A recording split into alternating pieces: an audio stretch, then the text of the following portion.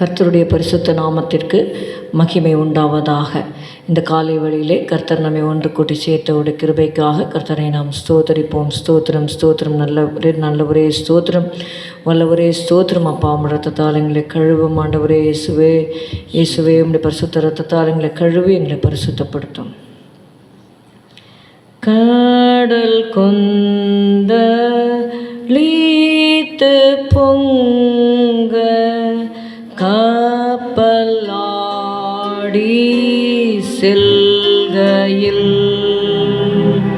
புயல் காற்று சீறி வீச ஆய்கிழிந்து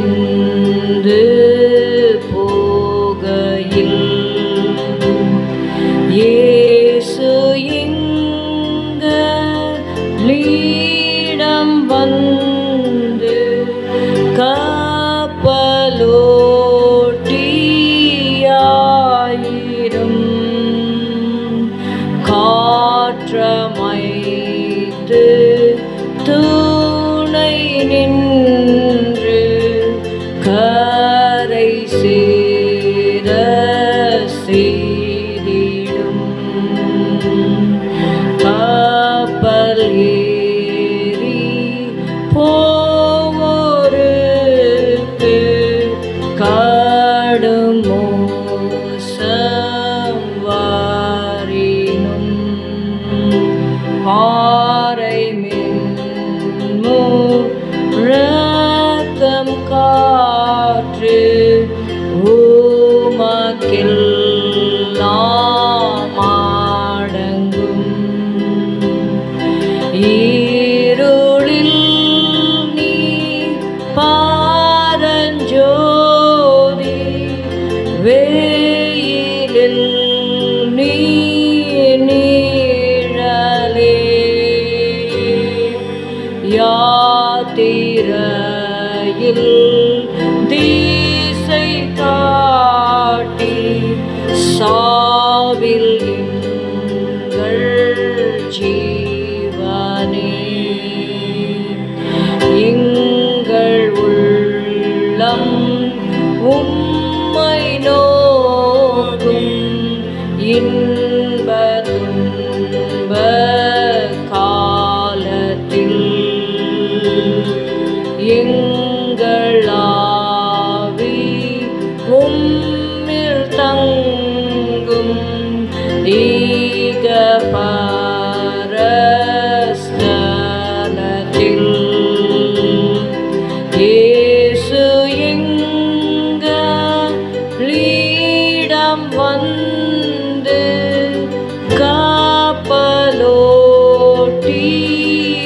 கப்பலோட்டியாயிரும்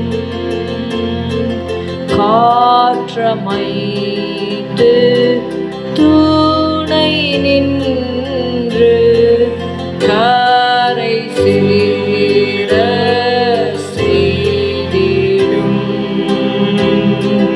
இயேசு எங்களிடம் வந்து கப்பலோட்டியாயிரும் காற்றமைத்து துணை நின்று கரை சேர செய்திடும்.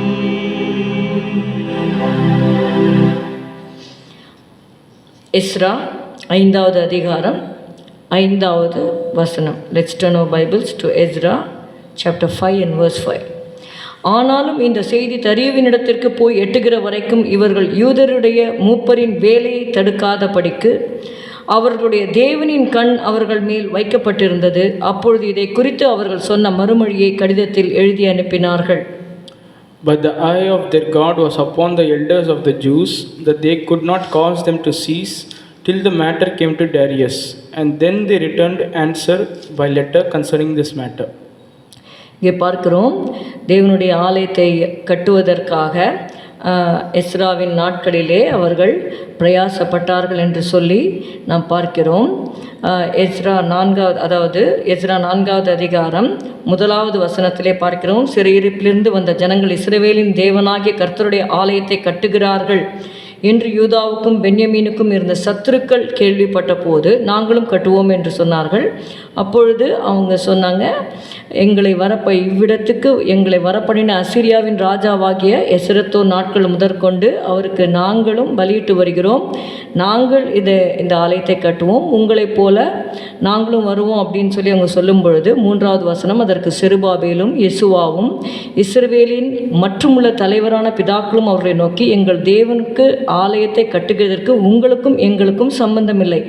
பெர்சியாவின் ராஜாவாகிய கோரேஸ் ராஜா எங்களுக்கு கட்டளையிட்டபடி நாங்களே இதை கட்டுவோம் என்று சொல்லும் பொழுது அவர்கள் யூதர்களுக்கு விரோதமாக எழும்பி ஒரு கடிதத்தை அர்தசஷ்டா ராஜாவுக்கு எழுதி அனுப்புகிறார்கள் என்று எஸ்ரா 4:11 நம்ம வாசிக்கிறோம். அவர்கள் அர்தசஷ்டா என்னும் ராஜாவுக்கு அனுப்பின மனுவின் நகல் என்று சொல்லி இவர்கள் ஆலயத்தை கட்ட பார்க்கிறார்கள், ராஜாவுக்கு விரோதமாக கிரியை செய்கிறார்கள் என்று சொல்லும் பொழுது அந்த ஆலயத்தை கட்டுகிற காரியம் தடை பண்ணப்பட்டது என்று 5:24 நாம் வாசிக்கிறோம். அப்பொழுது எருசலேமில் உள்ள தேவனுடைய ஆலயத்தின் வேலை தடைப்பட்டு பெர்சியாவின் ராஜாவாகிய தரியு ராஜ்யபாரம் பண்ணின 2ஆம் வருஷம் மட்டும் நிறுத்தப்பட்டிருந்தது என்று சொல்லி பார்க்கிறோம்.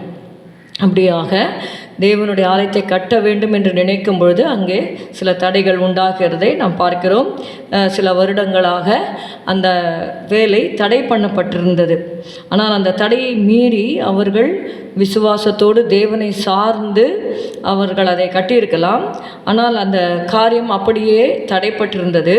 அந்த நாட்களிலே ஆகா என்கிற தீர்க்கதரிசியும் இத்தோவின் குமாரனாகிய சகரியா என்னும் தீர்க்கதரிசியும் எழும்பி தீர்க்க தரிசனம் சொல்லுகிறதை 5:1 நாம் வாசிக்கிறோம்.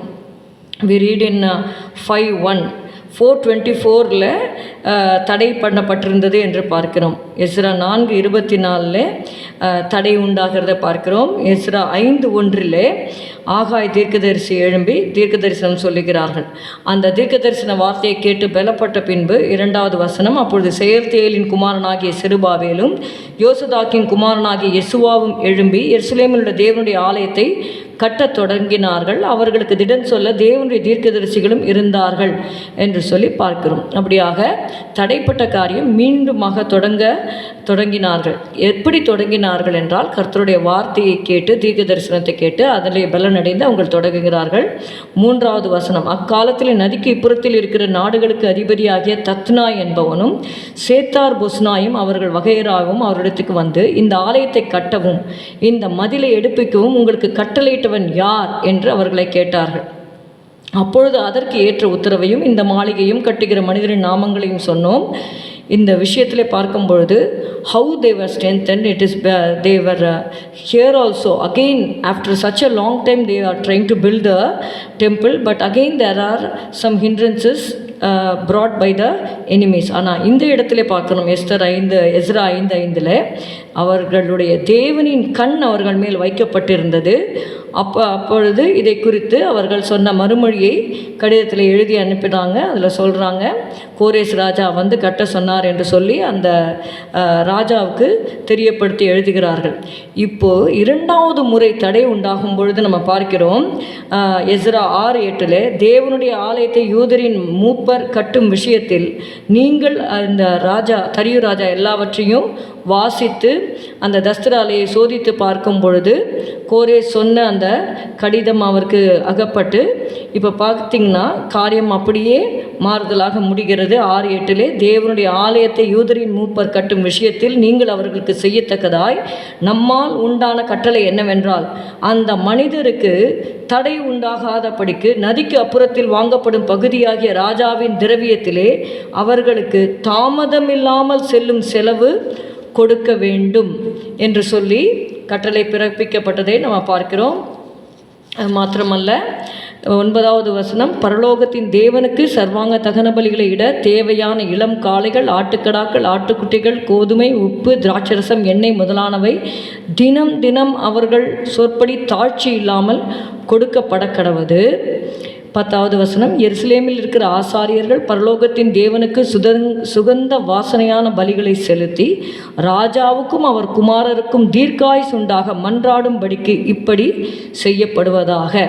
ஒரு தேசத்திலே ஒரு ராஜா செழிப்பாக இருக்க வேண்டும், தீர்க்காயுசோடு இருக்க வேண்டும் என்றால் அதற்கு தேவனை நோக்கி விண்ணப்பம் செய்ய வேண்டும் என்பதை அந்த ராஜா அறிந்தபடினாலே ஆலயத்தின் கட்டுமான பணிகளுக்கு தேவையான எல்லாவற்றையும் தாமதமின்றி தினம் தினம் கொடுக்க வேண்டும் என்று சொல்லி கட்டளை பிறப்பிக்கப்பட்டதை பார்க்கிறோம். நம்முடைய தேவன் தடைகளை உடைக்கிற தேவனாக இருக்கிறார்.